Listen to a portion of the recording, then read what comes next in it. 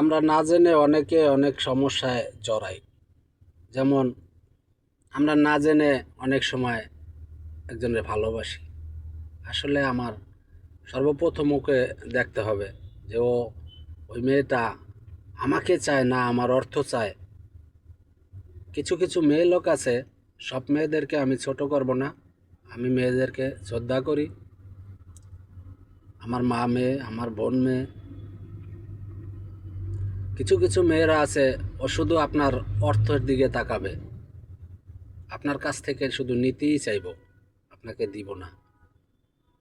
মুখে মিষ্টি কথা বলবো, কিন্তু নেওয়ার জন্য আপনার কাছ থেকে পাগল থাকব। আপনি যতক্ষণ দিবেন ততক্ষণ তার কাছে আপনি ভালো, আপনি মহাপুরুষ। আপনার মতো পুরুষই হয় না। আপনার জন্য জীবন দিতে পারে,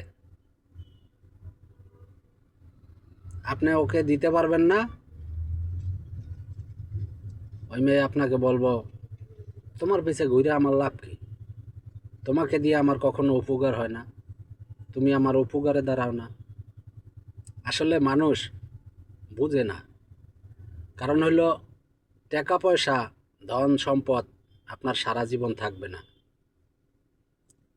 সবচেয়ে বড় কথা হইল মানুষের আত্মার ভালোবাসা।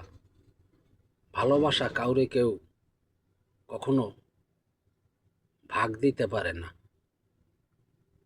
সম্পদ দিতে পারে, টাকা পয়সা ভাগ দিতে পারে, কিন্তু ভালোবাসা কাউরে কেউই ভাগ দিতে পারে না। তাই বলছি ভাইরা, আগে মন জানেন, মন চিনেন, মন বুঝেন, তারপরে ভালোবাসেন, তারপরে ওকে নিয়ে সংসার করার আশা করেন।